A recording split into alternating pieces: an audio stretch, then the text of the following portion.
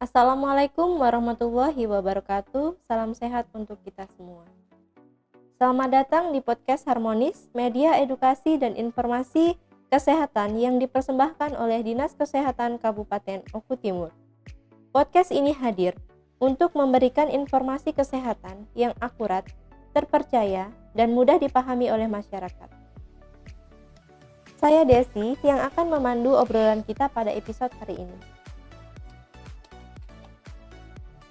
Sahabat Harmonis, kesehatan merupakan investasi terbaik untuk masa depan. Salah satu fondasi utama dalam mewujudkan generasi yang sehat dan berkualitas adalah memastikan kesehatan ibu dan anak sejak dini. Pada episode kali ini, kita akan mengangkat tema kesehatan ibu dan anak sebagai prioritas pembangunan kesehatan. Telah hadir bersama kita narasumber yang akan berbagi informasi dan pengalamannya, yaitu Kepala Bidang Kesehatan Masyarakat Dinas Kesehatan Kabupaten Oku Timur, Ibu Agustri Cipra Antice SKM MKM, atau yang biasa kita sapa dengan Ibu Ice. Halo Ibu, selamat datang. Selamat datang Mbak Desi, baik sekali hari ini. Semangat kita ya. Terima kasih Bu telah berkenan hadir di studio podcast Harmonis. Oke. Sebelum kita berbincang-bincang lebih lanjut nih Bu, boleh dong disapa-sapa sahabat Harmonis yang ada di rumah? Oh tentu. Hai sahabat Harmonis. Hari ini bersama saya Agustri Cipra Antice, kita akan ngobrolin tentang kesehatan ibu dan anak. Semoga ini bermanfaat dan nanti akan banyak hal-hal baru yang bisa kita dapatkan ya. Iya betul Bu. Oke, baik. Kita masuk ke tema nih Ibu ya, kesehatan ibu dan anak. Kenapa sih Bu kesehatan ibu dan anak itu menjadi salah satu prioritas pembangunan kesehatan di seluruh Indonesia, terutama Kabupaten Oku Timur? Jadi kita tahu Mbak Desi bahwa kesehatan ibu dan anak ini merupakan investasi jangka panjang. Jadi bagaimana proses reproduksi, kemudian siklus hidup manusia itu mulai dari anak-anak dan untuk ke generasi yang akan datang. Nah, jadi hal ini bagaimana ibu yang sehat nanti akan melahirkan bayi yang sehat, kemudian juga anak-anak yang sehat tumbuh untuk menjadi generasi yang produktif, kemudian generasi yang cerdas dan mampu bersaing nanti di dunianya gitu. Jadi tentu oleh karena itu pemerintah harus memperkuat pelayanan kesehatan agar hal ini, tujuan ini untuk peningkatan kualitas hidup manusia yang akan datang. Begitu Mbak Desi? Iya betul. Kemudian Bu, bagaimana ya pelayanan kondisi kesehatan ibu dan anak di Kabupaten Oku Timur untuk saat ini? Baik, Mbak Desi, kita ketahui bahwa alhamdulillah di Kabupaten Oku Timur terdapat 24 puskesmas, kemudian nanti di bawahnya ada UPKD, jadi upaya pelayanan kesehatan desa, kemudian ada 4 rumah sakit dan banyak sekali klinik, di mana pelayanan-pelayanan kesehatan dasar itu juga meliputi pelayanan kesehatan ibu dan anak. Dan ini terus ditingkatkan, terutama adanya standar pelayanan minimal untuk di puskesmas menjadi fokus pelayanan kesehatan ibu dan anak. Begitu. Oh ya baik. Oke, artinya kesehatan ibu dan anak sendiri terus mengalami peningkatan ya Ibu ya? Iya betul Mbak. Jadi program apa saja yang menjadi prioritas Dinas Kesehatan Kabupaten Oku Timur dalam bidang kesehatan ibu dan anak ini? Baik, Sobat Harmonis, jadi kalau program apa saja yang menjadi prioritas, justru program kesehatan ibu dan anak ini adalah menjadi program prioritas gitu ya. Tapi di dalamnya program kesehatan ibu dan anak ini meliputi dari pelayanan kesehatan ibu hamil, kemudian ibu bersalin, bayi baru lahir, balita, penurunan kematian ibu dan anak, kemudian program penurunan stunting, dan juga ada program penguatan posyandu. Ya, jadi dan pemberdayaan masyarakat juga. Seperti itu Mbak Desi. Oke. Berbicara mengenai kehamilan ya Bu ya. Jadi apa yang perlu dilakukan seorang ibu selama masa kehamilan? Baik. Yang perlu dilakukan adalah pertama memastikan dulu sebelum hamil ibunya, calon ibu harus sehat dulu. Lalu kemudian pada masa kehamilan rajin datang ke pelayanan kesehatan untuk memastikan bagaimana kehamilannya bisa sehat dan kemudian sesuai dengan standar. Jadi ada minimal 6 kali kunjungan untuk memastikan bagaimana kesehatan ibu dan anak ini juga pertumbuhan dan perkembangan anak juga dapat terpantau. Begitu. Kemudian artinya dari penjelasan Ibu Ice tadi ya mengenai kehamilan, kenapa sih persalinan itu harus dilakukan di fasilitas kesehatan? Ya, kenapa harus di fasilitas kesehatan ya? Karena yang pertama kita harus memastikan bahwa semua ibu hamil mendapatkan pelayanan kesehatan sesuai dengan standar. Kemudian bersalin juga harus di fasilitas kesehatan. Betul. Dan ini di mana kita lihat Mbak Desi, di fasilitas kesehatan itu terdiri dari tenaga kesehatannya atau tenaga medisnya itu juga memiliki kompetensi untuk melakukan pelayanan terkait dengan kesehatan ibu dan anak. Kemudian juga fasilitas kesehatannya itu juga sudah memenuhi standar. Jadi obat-obatan dan segala permasalahan dapat dideteksi lebih awal.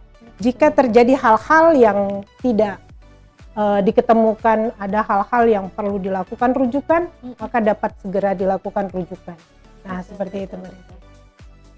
Artinya persalinan itu memang benar-benar harus dilakukan di tenaga fasilitas kesehatan ya Bu ya, yang memiliki tenaga kesehatan, tenaga medis yang kompeten. Kemudian di sana juga ada tersedia obat-obatan ya.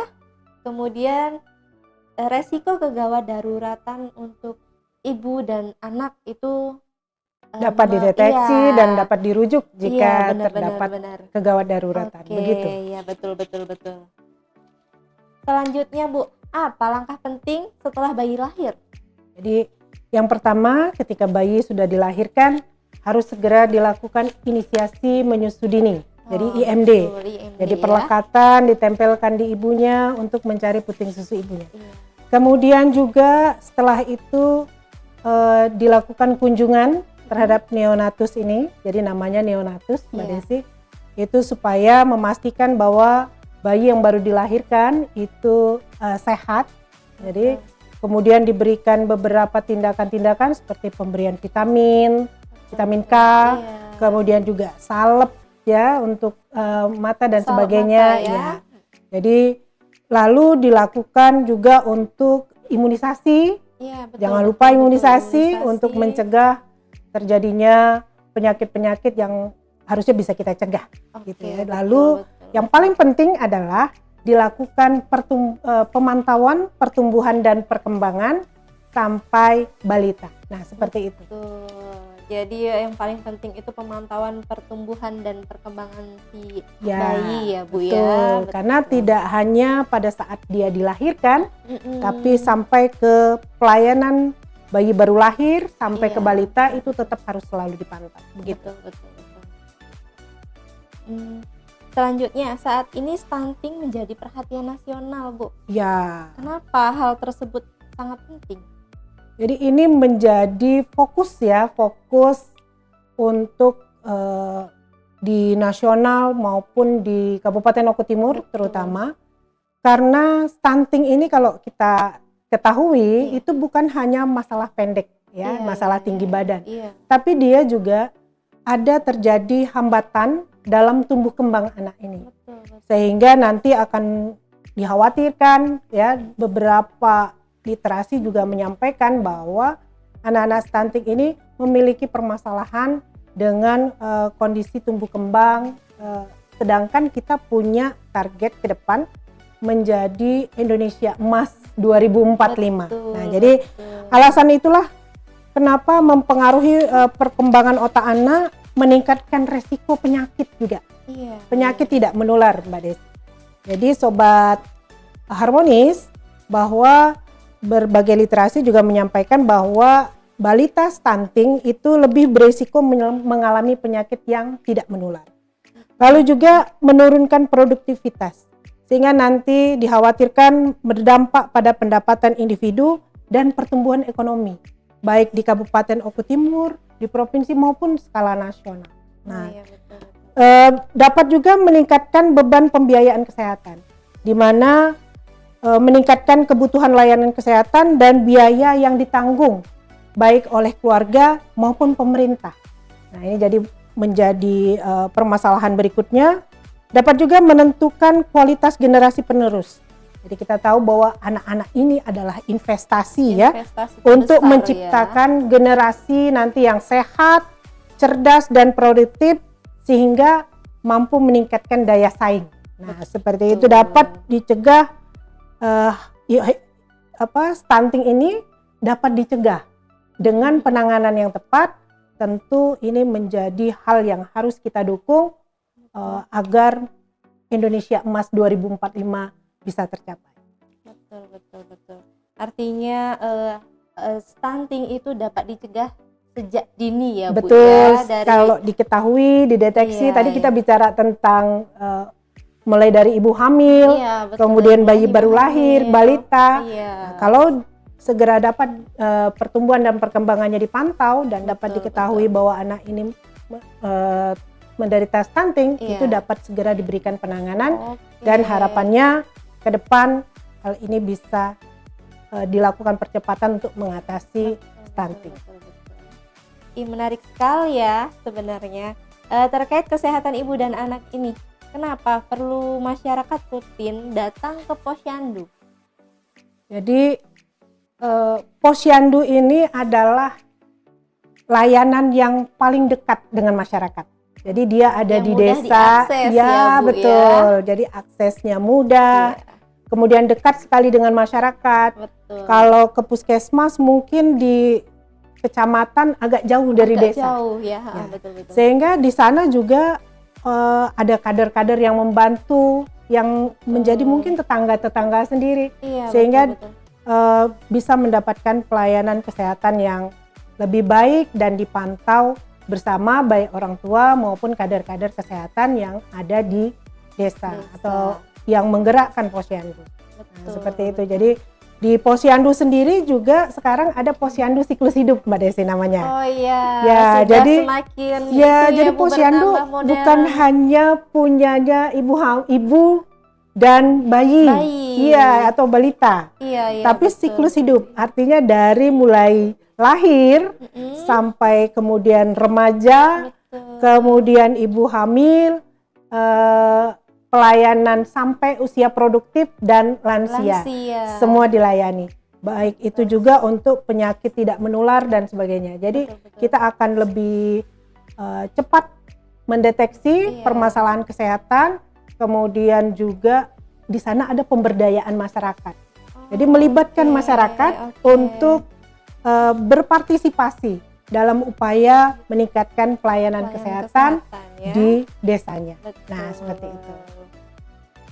Baik, ternyata berarti untuk saat ini ya Bu ya, itu Posyandu itu mencakup semuanya ya, mulai dari balita, ibu hamil, kelompok usia siklus hidup ya. Betul. Dari lansia pun di situ sudah terpantau kesehatannya. Betul, ya Bu. Mbak Desi. Baik, selanjutnya apa peran keluarga dalam mendukung kesehatan ibu dan anak?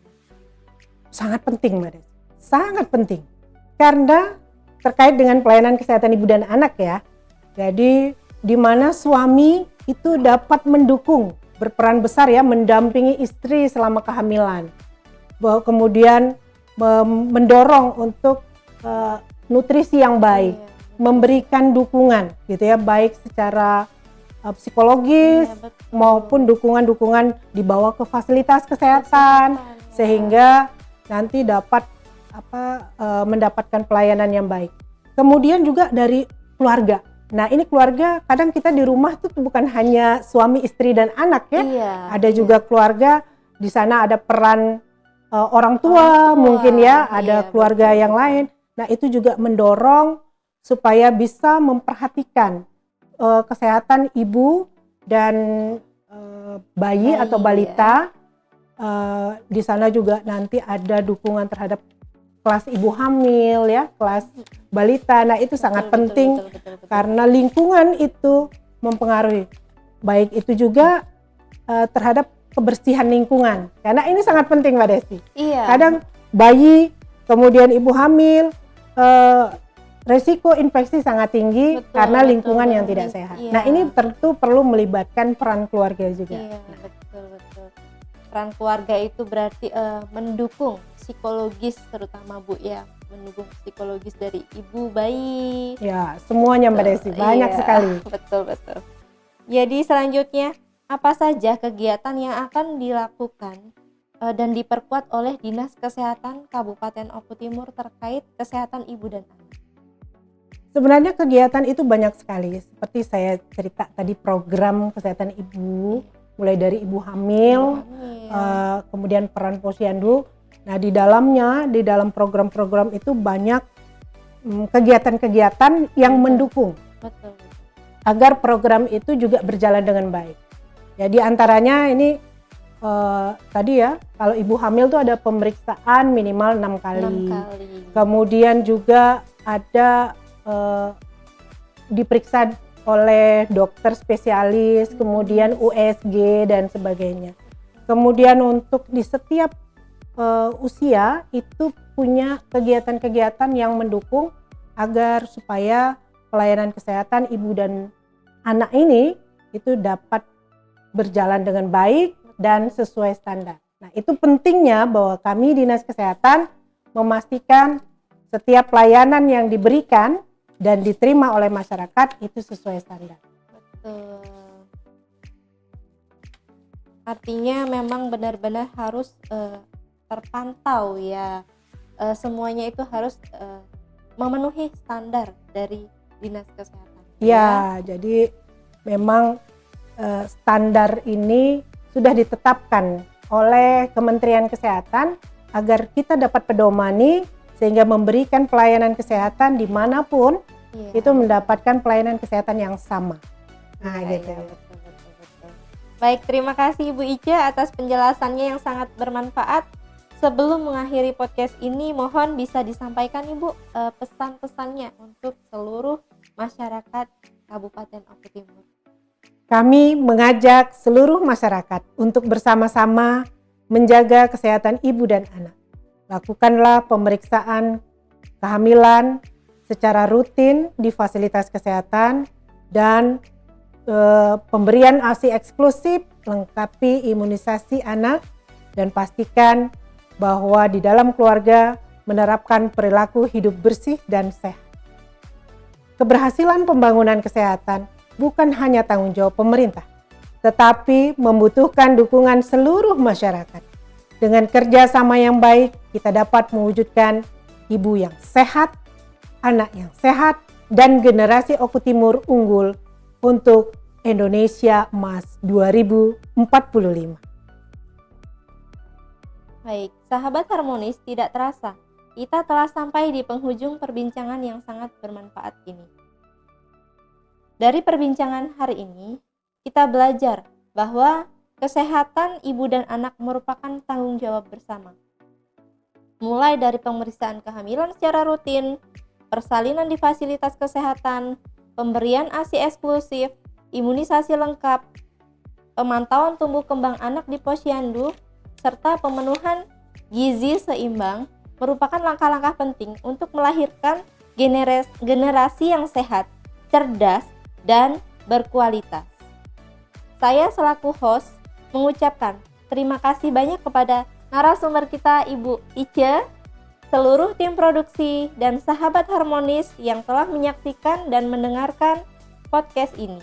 Tetap jaga kesehatan, terapkan perilaku hidup bersih dan sehat, dan jadilah bagian dari Indonesia yang sehat.